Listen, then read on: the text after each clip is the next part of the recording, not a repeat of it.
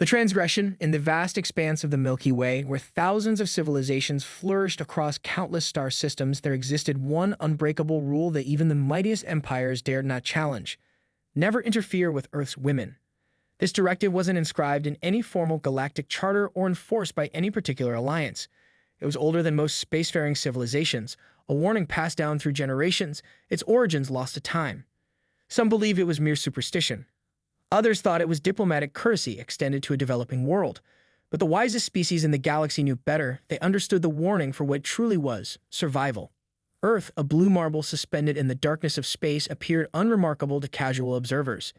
Its inhabitants had only recently mastered rudimentary space travel, venturing no further than their own moon and sending primitive probes to neighboring planets.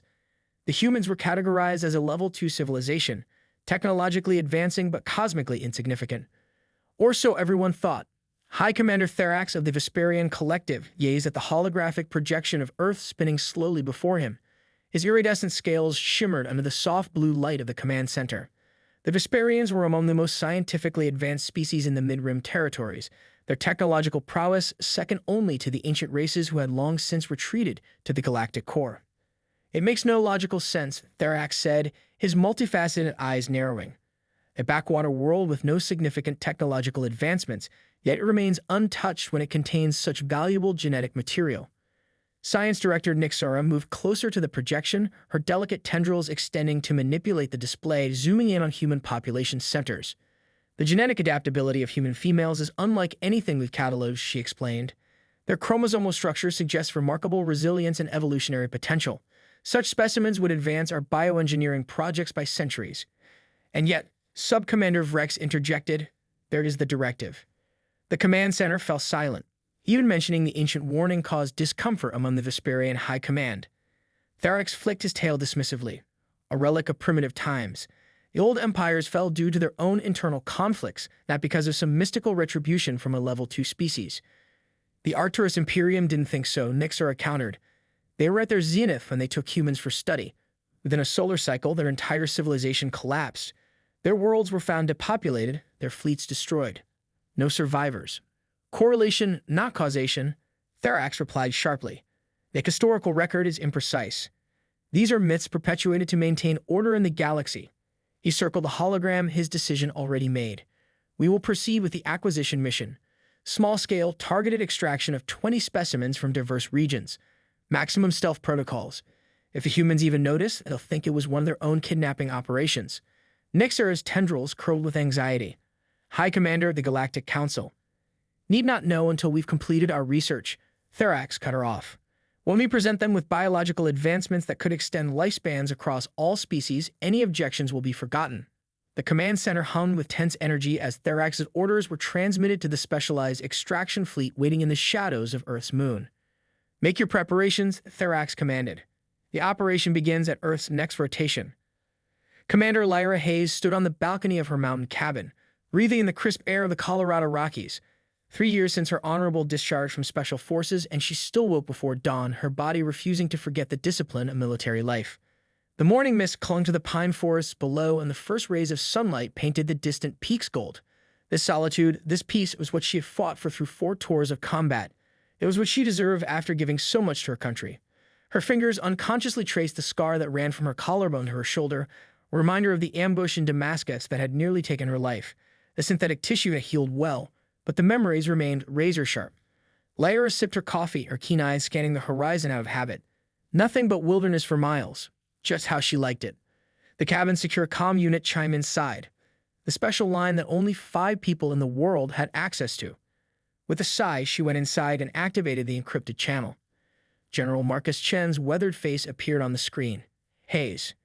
General, it's been a while." Chen didn't waste time with pleasantries.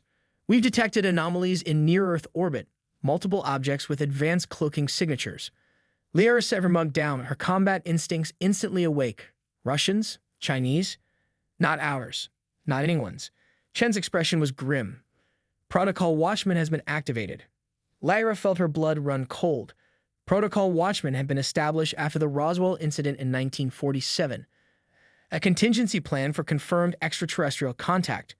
In her 15 years of service, it had never progressed beyond theoretical drills. "This isn't a drill, is it?" Satellite networks detected the objects decelerating from faster-than-light travel on the dark side of the moon 12 hours ago. They deployed smaller craft that are currently entering Earth's atmosphere at multiple points. Invasion?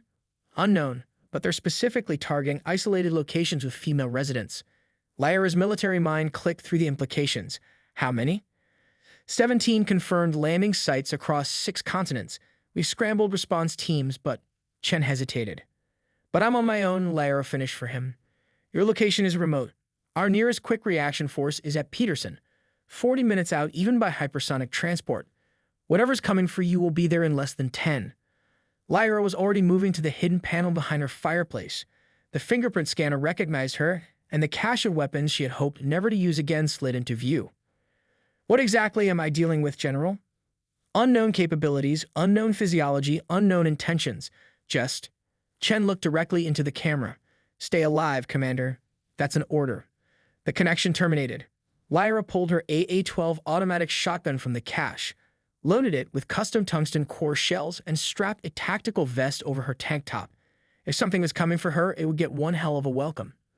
The Vesperian extraction vessel hovered silently 200 meters above the forest canopy, its advanced cloaking field bending light around its chitinous hull. Inside, extraction leader Sek studied the biometric readout of the human female they had targeted. Unusual readings, he noted to his team. Augmented muscle density, heightened neural activity, trace elements of synthetic materials in the shoulder region. A modified specimen? Asked one of the extraction specialists. Possibly. Their primitive militaries have basic enhancement programs. Sek adjusted the settings on his stasis projector. Increased sedation parameters by 30%. The team of 6 Vesperians descended through the open bay doors, their exoskeletons gleaming in the early morning light. Their bodies were perfectly adapted for the mission, lightweight but stronger than Earth's largest predators, with optical systems that could see across multiple spectrums. They landed silently in the clearing before the wooden structure, their movements synchronized with practiced precision.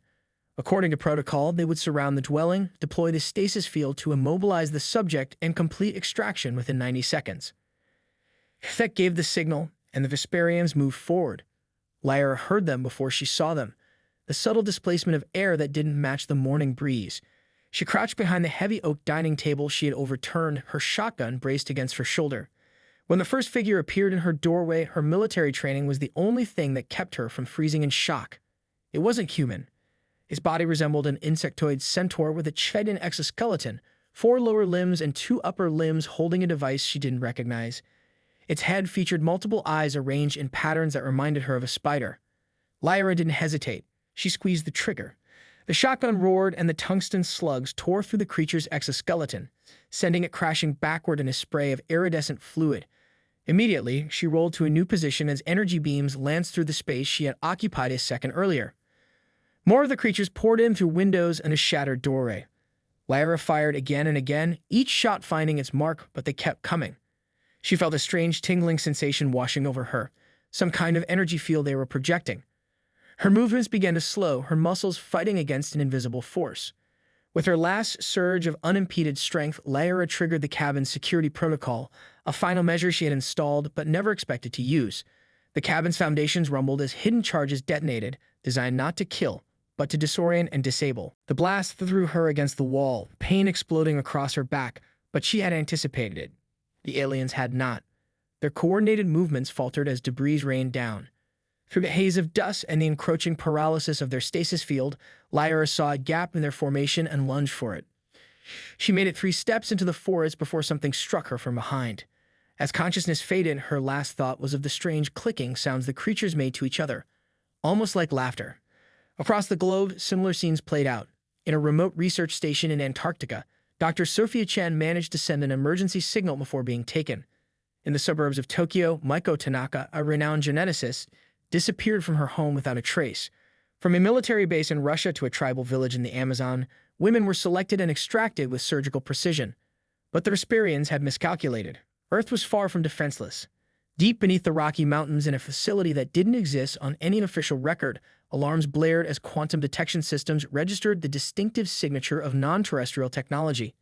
Inside a chamber lined with technology centuries beyond what the public knew existed, a group of men and women in unmarked uniforms gathered around a global projection. Multiple abductions confirmed, reported a technician. Pattern indicates targeted extraction of female subjects. The facility's commander, a woman with silver hair and eyes that had seen too much, stepped forward. They broke the rule, she said, her voice carrying the weight of terrible certainty. Activate the Guardians. Across the planet, hidden installations hummed to life. In orbit, satellites that appeared non-functional to conventional detection suddenly altered their configurations. And in the depths of the Atlantic and Pacific Oceans, massive structures began to rise, structures that had waited dormant for this very moment. The Vesperians had violated the most sacred directive in the galaxy, and Earth was about to show them why it existed in the first place. As Therax's extraction fleet regrouped beyond the moon's orbit, the High Commander received reports of successful acquisitions from all teams. 20 specimens secured, minimal resistance encountered, reported Sub-Commander Vrex. We are ready to proceed to jump point. Therax's scales shifted in patterns of satisfaction. Excellent. The Council doubted me, but now we. An alert cut him off. The tactical officer's voice was tight with sudden anxiety.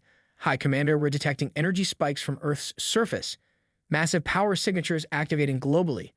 Impossible, Therax dismissed. Their energy technology is primitive. Sir, the officer insisted, these readings match nothing in our database. They're targeting our position. Before Therax could respond, the space around the extraction fleet lit up with energy signatures.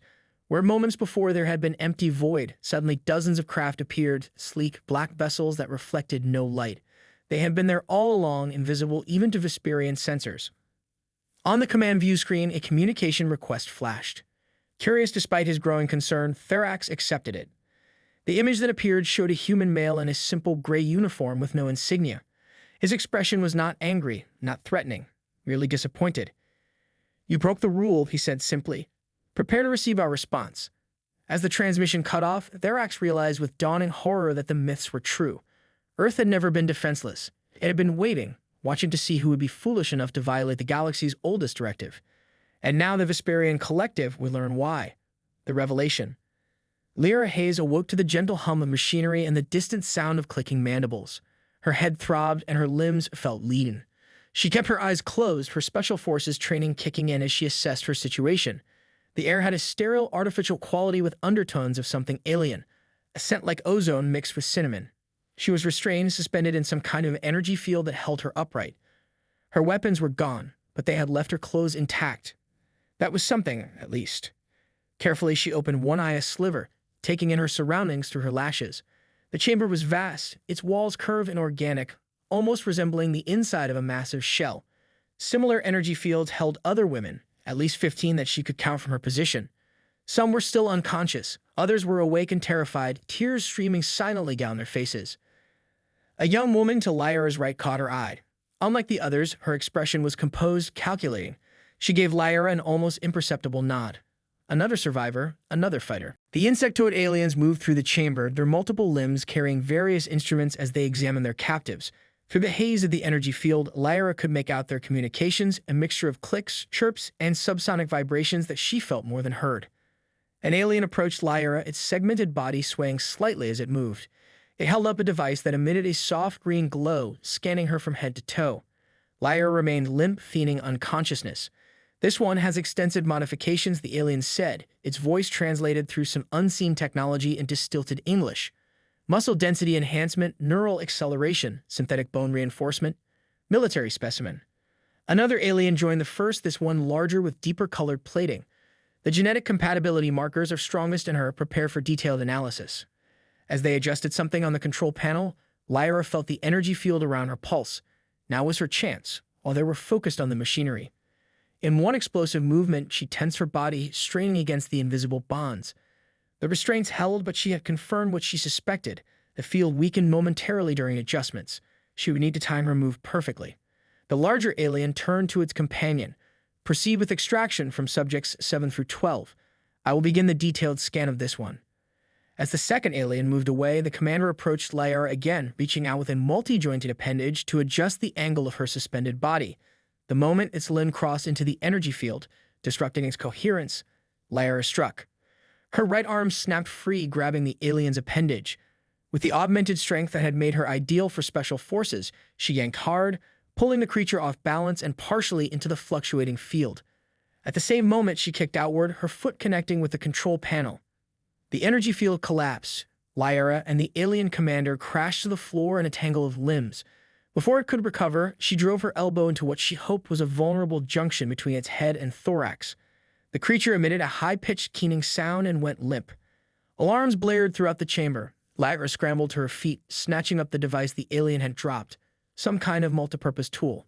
She rushed to the control panel, searching for something, anything that might look like a release mechanism. "Third sequence, bottom right," called a voice. It was the composed woman from the neighboring containment field. I watched them input the commands. Liara's eyes found the symbols, nothing like any human language, but she followed the pattern the woman described. One by one, the energy fields deactivated, releasing the captives. "Dr. Eleanor Reese, quantum physics, CRN," the woman said as she dropped to the floor, extending her hand to Liara. "Commander Liara Hayes, Special Forces," Liara replied, briefly clasping Eleanor's hand. "Retired, supposedly." "I don't think any of us are retired anymore," Eleanor said grimly, glancing toward the chamber entrance where the sounds of approaching guards echoed. Liara turned to address the group of frightened women now huddled together. "Listen up.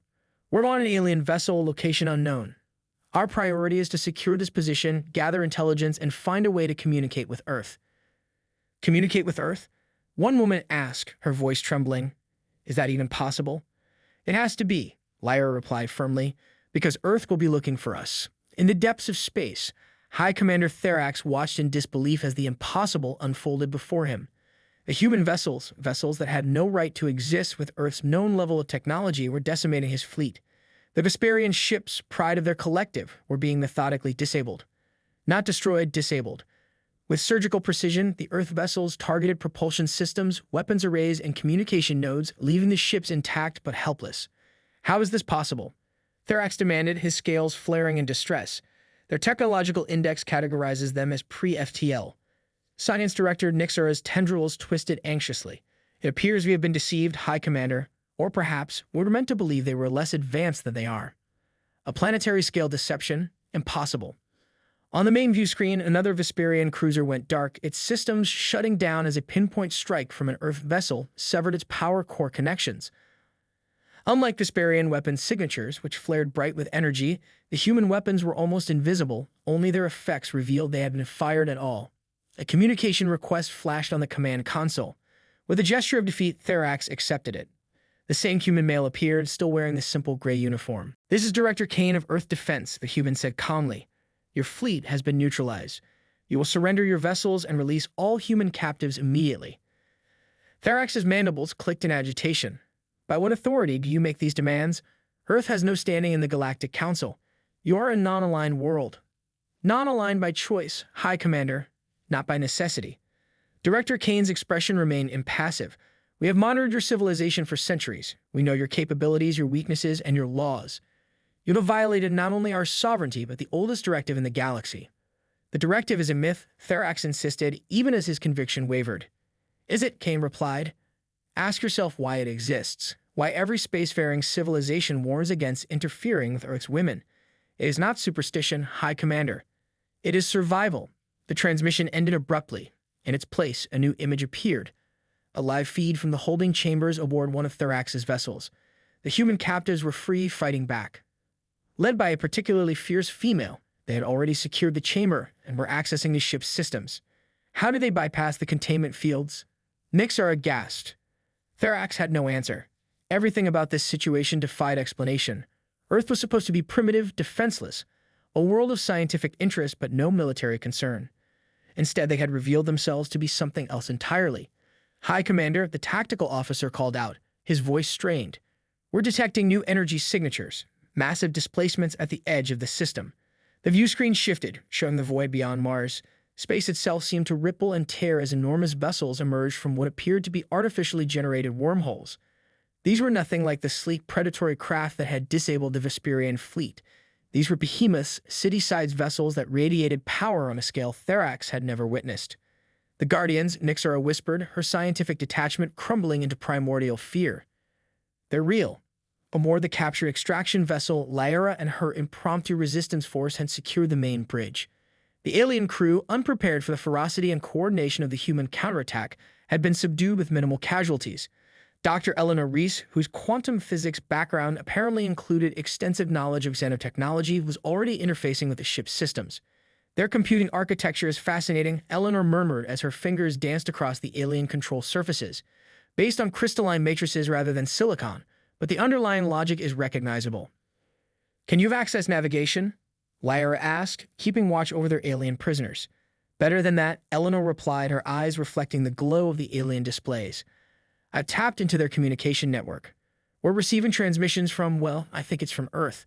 The main display flickered, resolving into the image of a stern-faced man in a gray uniform. Commander Hayes, he said, his eyes widening slightly in recognition. I am Director Kane of Earth Defense. Well done securing the vessel. Liara stared at him in confusion. Earth Defense? There's no such organization. Not that you were clear to know about, Kane replied. But circumstances have changed. Your actions have bought us valuable time to deploy our response. What response? Who are you people? The truth, Commander Hayes, is that Earth has never been as defenseless as we've led the galaxy to believe. For millennia, we've maintained a facade of technological inferiority while developing capabilities that would put us at an advantage should the directive ever be violated. Liara exchanged glances with Eleanor. What directive? The oldest law in the galaxy. Never interfere with Earth's women. Kane's expression was grim. It exists for a reason. The display split, showing another feed, massive vessels emerging near Mars, unlike anything Liara had ever imagined. Those are ours, she asked in disbelief. The Guardian fleet, hidden beneath the Atlantic and Pacific for over 8,000 years. They're the reason the directive exists and why those who violated it in the past never lived to warn others. Eleanor stepped forward. Director, I've accessed the ship's database. These aliens, the Vesperians, it took women from across Earth for genetic research. They believe our chromosomal structure contains evolutionary advantages they want to exploit. A common misconception, Kane nodded, but one that misses the fundamental truth, which is, Liara prompted, that Earth's women are not valuable for their genetics alone, but for what they represent. Kane's eyes met Liara's through the screen. Protection. The display changed again, showing historical images, ancient cave paintings, medieval tapestries, Renaissance artwork, all depicting variations of the same scene, women being defended by mysterious guardians. Throughout human history, our women have been protected by forces beyond our understanding, Kane explained. The entities we now call the Guardians arrived on Earth during the last ice age. They were refugees from a galactic war, seeking a world where they could heal and rebuild. They found early humans, primitive but with potential. And they made a pact, Eleanor realized, the scientist in her connecting the dots.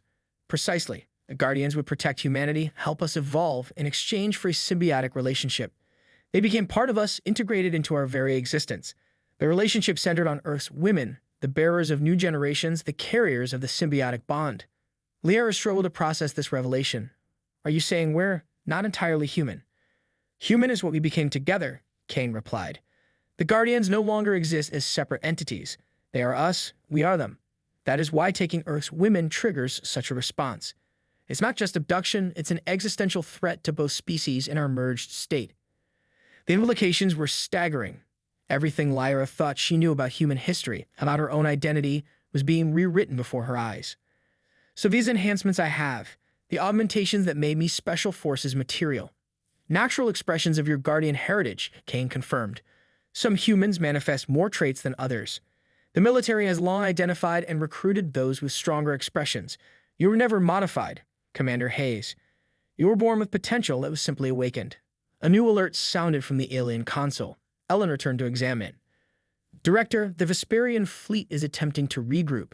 They're calling for reinforcements from their home system. Kane's expression hardened.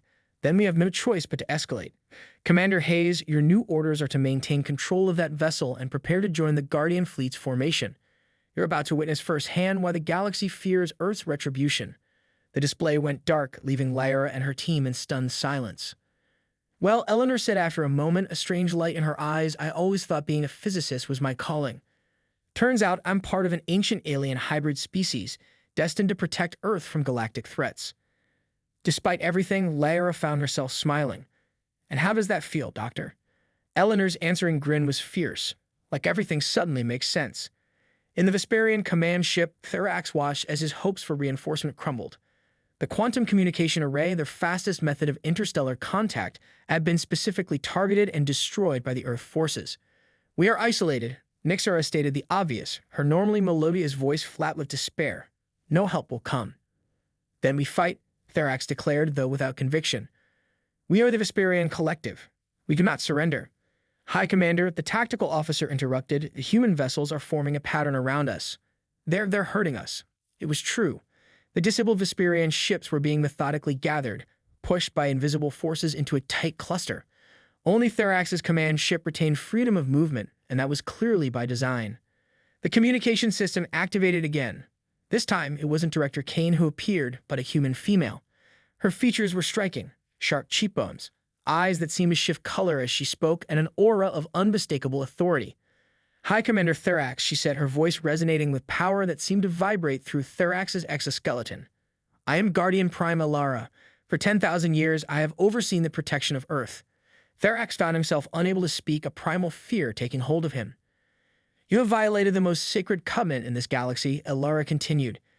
You have taken what was not yours to take. In doing so, you have awakened forces you cannot comprehend. We did not know. Therax finally managed. The stories, we thought they were myths. All myths contain truth, Commander. Yours is not the first civilization to dismiss warnings as superstition. It will, however, be the last to make this particular mistake. Behind Liara, the massive Guardian vessels moved into formation, their hulls beginning to glow with energy that distorted space-time itself. Your people will survive this day, Liara said, her voice almost gentle now. But they will remember. They will carry the warning to others, and the directive will be honored. The transmission ended. Through the viewports, Therax could see the Guardian vessels' energy building to impossible levels. Space itself seemed to fold and ripple around them. What are they doing? Nixara whispered. The answer came a moment later as a shimmering field expanded from the Guardian fleet, engulfing the clustered Vesperian ships. Within the field, reality itself seemed to warp and shift. And then, in an instant of impossible geometry, the entire collection of ships, except for Therax's command vessel, vanished. Where did they go?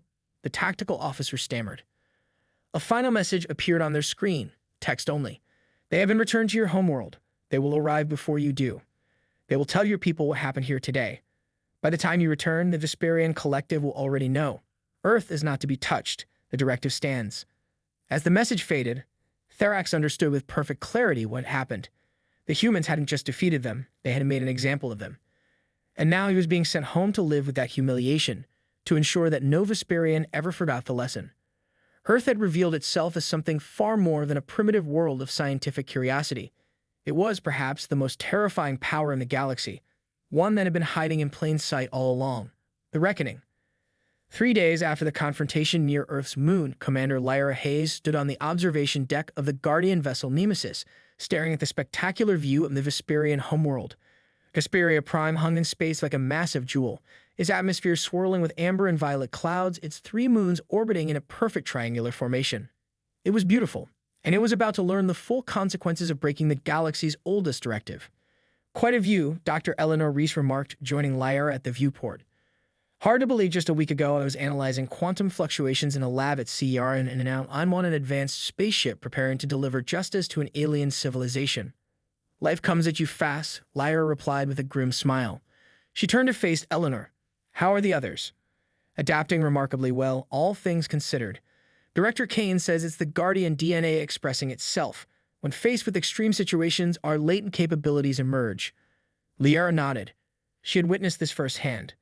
The 20 women rescued from the Vesperian extraction vessels had transformed from traumatized victims into a cohesive unit with startling speed.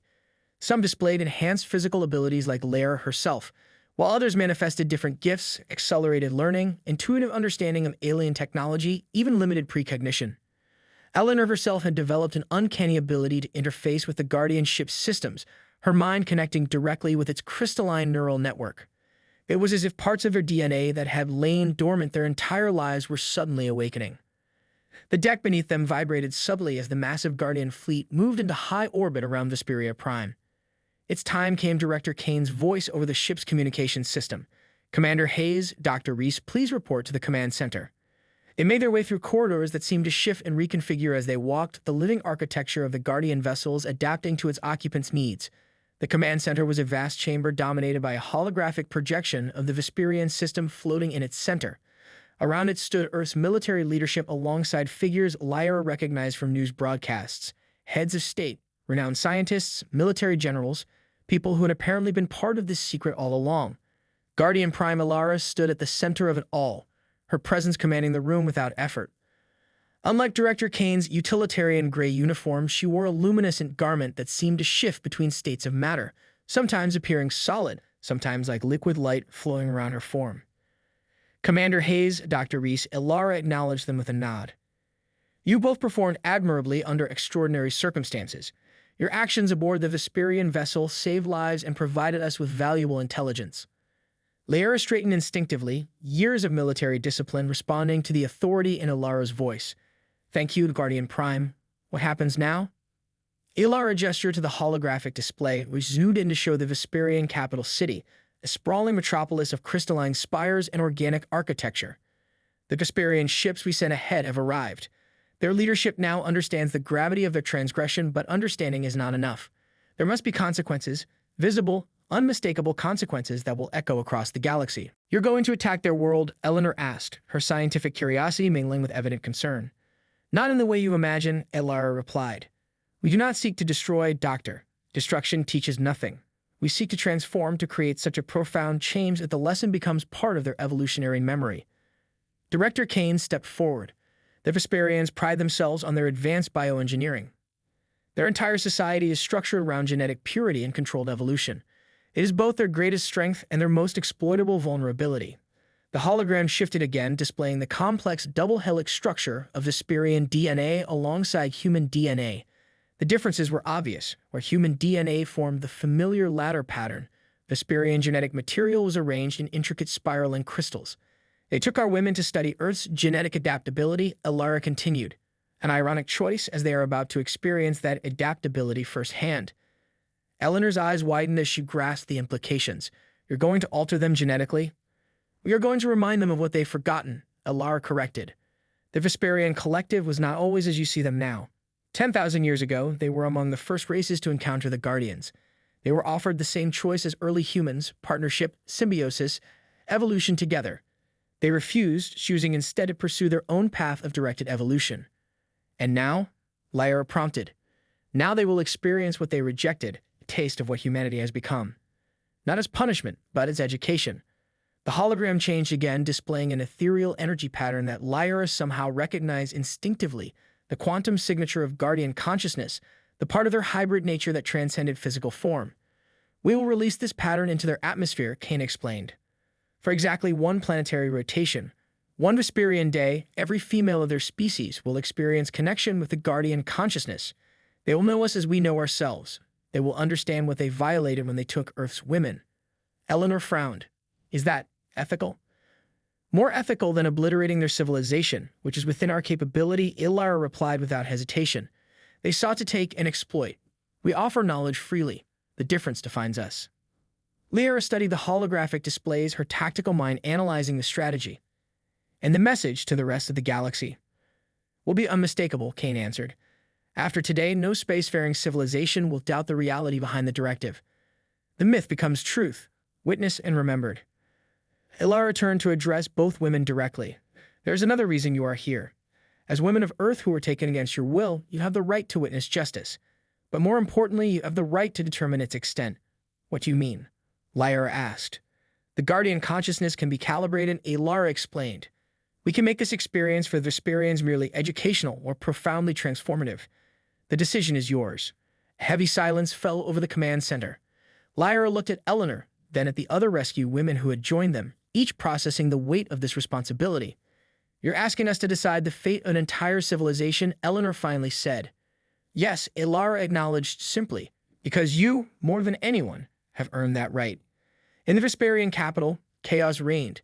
The sudden return of their abduction fleet, with all crews in a state of catatonic shock, their vessels' computer systems wiped clean except for a single repeating message. The directive stands had thrown the government into crisis. Supreme Commander Zexel, the highest military authority in the collective, had ordered a full planetary defense mobilization. But against what? The return vessels had appeared instantaneously, bypassing all detection systems and defensive arrays.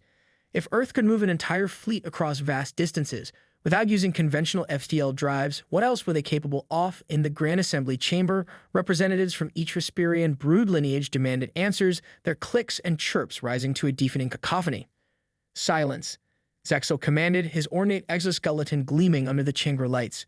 The High Council is aware of the situation. Countermeasures are being implemented. What countermeasures? Demanded the representative from the southern hives. Our most advanced warships were disabled like toys. High Commander Therax's vessel is still 3 days from returning, and the crew members who did return cannot even speak. Before Zexal could respond, an aide rushed to his side, mandibles clicking in distress. Supreme Commander, unidentified vessels have entered our orbit. Thousands of them. The chamber erupted again, panic spreading like wildfire. Show me, Zexal ordered. The chamber's central holodisplay activated, showing the space above Vesperia Prime. Zexal's compound eyes widened in disbelief. The vessels were unlike anything in Vesperian records, massive constructs that seemed to exist partially in another dimension, their hulls rippling with energy patterns that defied analysis. They had emerged from nowhere, bypassing the entire planetary defense grid, and now hung in perfect formation above every major Vesperian population center. Open emergency channels, Zexal commanded. Attempto. He never finished the sentence. Every communication device in the chamber activated simultaneously, projecting the image of a human female. Her eyes seemed to see into each individual present, her voice resonating with authority that Zexal instinctively recognized as surpassing his own.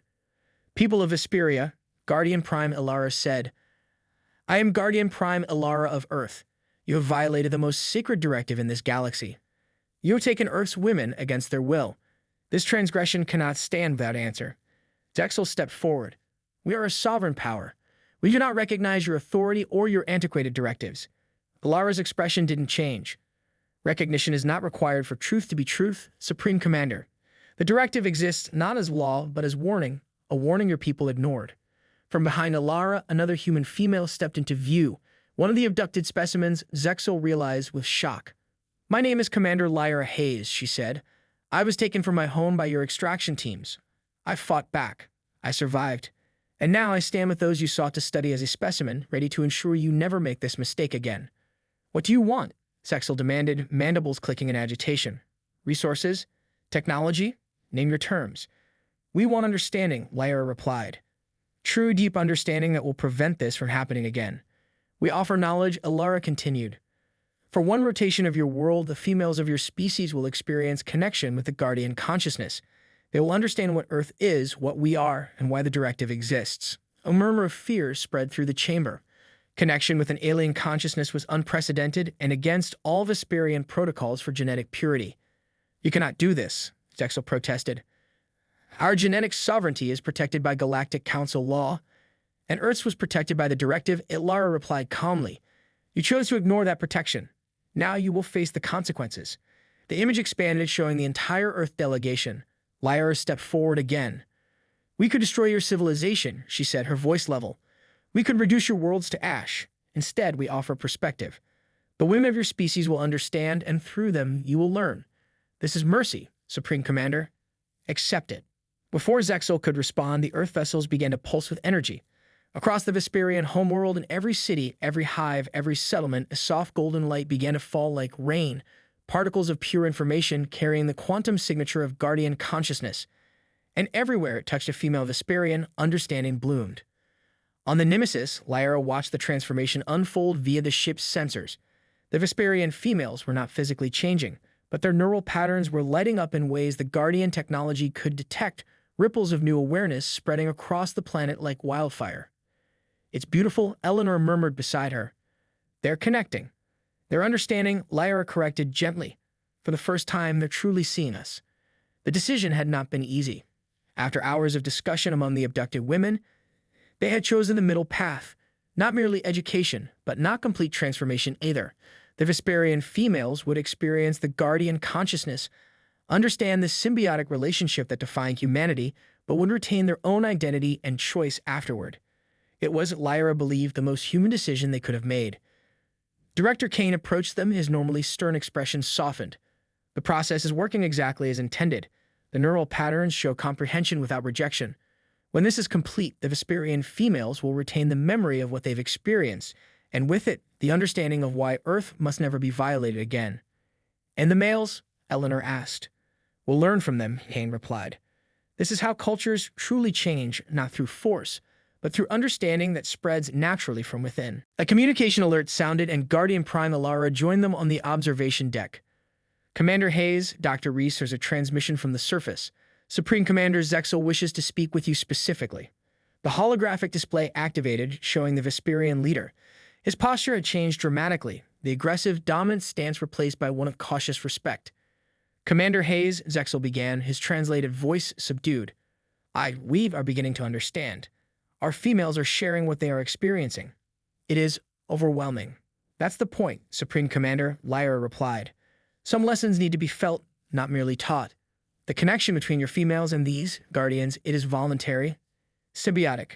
The concept seemed to both fascinate and disturb him. It's who we are, Liara explained. Not two separate species, but one unified existence. What your people sought to study can't be isolated or extracted. It's in our very essence.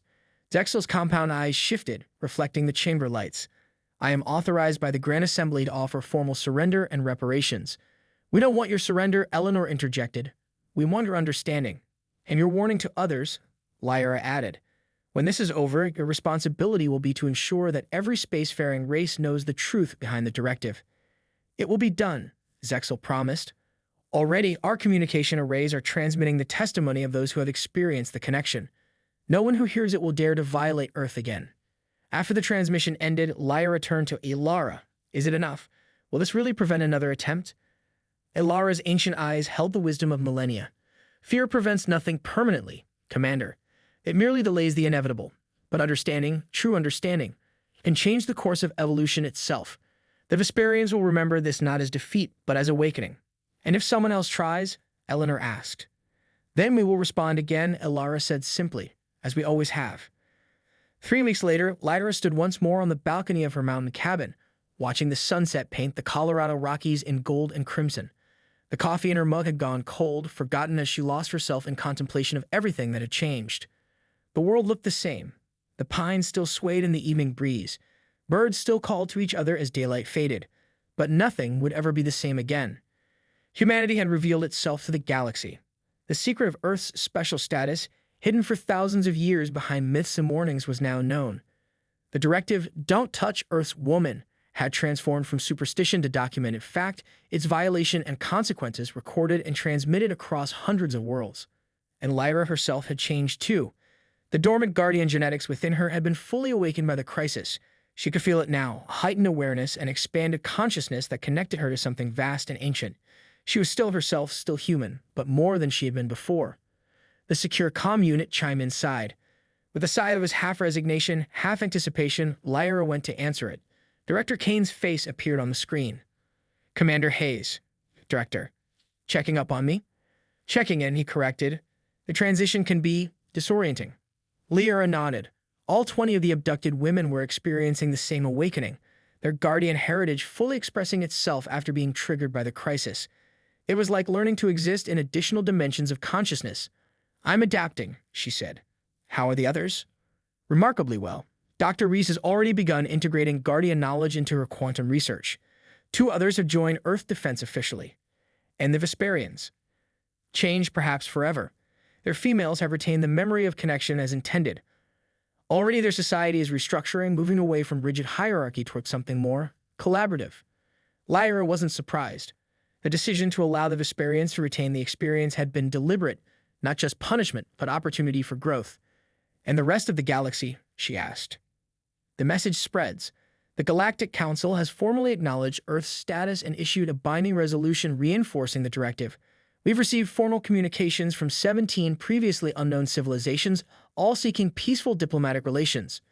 So we're coming out of hiding. Selectively, Kane qualified. Earth itself remains protected. Most humans will continue their lives unaware of our true nature or our place in the galactic community. But for those like you, those whose guardian heritage expresses strongly, new possibilities exist. Such as, Earth Defense is expanding its operational scope. We need people who understand both humanity and our guardian nature.